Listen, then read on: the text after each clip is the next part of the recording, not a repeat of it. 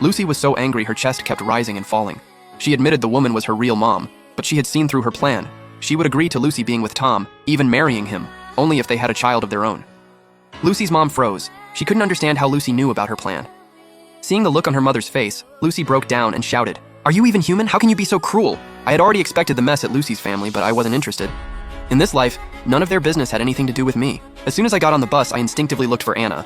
Sure enough, she was standing in the back looking right at me, so I squeezed my way over. "Morning, senior." Anna's eyes were filled with a smile. "Morning, senior. I took your hat home yesterday and washed it. It's not dry yet, so I'll give it back to you tomorrow once it is." Anna looked at me and said with a smile, "Sure. Jack, do you have class this afternoon?"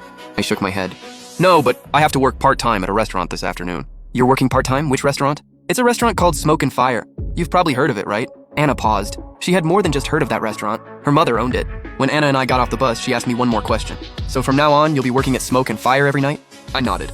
"Yeah, they need me there from 7 to 9 at night." Anna nodded and didn't say anything else. After we split up, we each went to school. Lucy didn't come to school all day, and honestly, I figured she probably wouldn't show up for the next several days either. Tom had to stay in the hospital for at least 3 days. After that, he would pretty much be leaving the country with his mother. In my past life, Lucy hated Tom for leaving without saying goodbye, and she held on to it for years.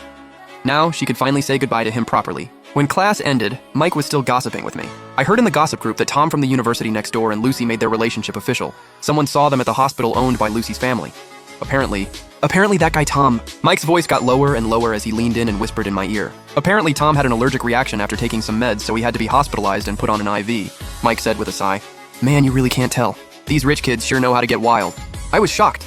Your gossip group even knows that? They even found out Tom took meds? Doesn't Lucy's family hospital keep things confidential? Mike said mysteriously.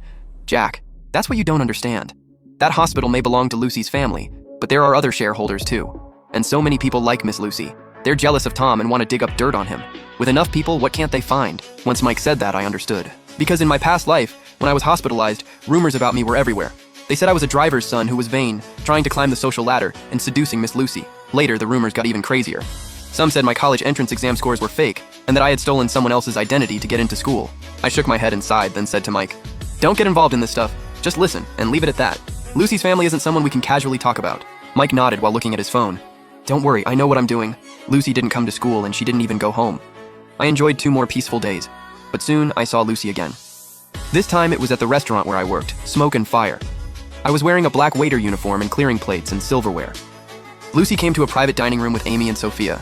On the way there, Lucy casually glanced over and saw me carrying plates. "Lucy, Jack actually came here to work part-time. Is he that short on money?"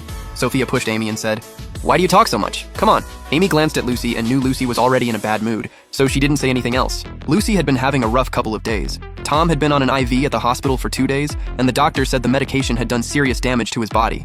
He would need a lot of care to recover, but in the short term, he would definitely lose his ability to have children. And by short term, the doctor actually meant 1 or 2 years. But Lucy knew that in my past life, I had gone a full 5 years without getting her pregnant. If Tom ended up the same way, he would find out the truth sooner or later. When that time came, how would she explain it? Tom was discharged today and went back to his family's home to recover. Lucy kept quiet about her mother drugging him. She didn't know how to explain it to Tom or how to face his pale, worn-out look. More importantly, she suddenly really wanted to see me, seeing me in the distance, carrying plates and humbly explaining dishes to customers. A sudden wave of anger rose in Lucy's heart. With a dark expression, she left Amy and Sophia behind and strode toward me. Today, I ran into a difficult middle-aged customer. Instead of ordering properly, she kept asking me questions. "You're new here, right?" "I haven't seen you before." "Are you a student from a nearby college?" I smiled and nodded. "Yes, ma'am, so what would you like to order?" The woman smiled and said, "You're so young, but you're already working part-time at a restaurant.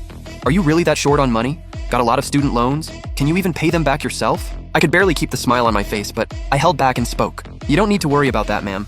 Please take a look at the menu first, and I'll come back in a bit to take your order." With that, I turned to leave, but the woman called me back again.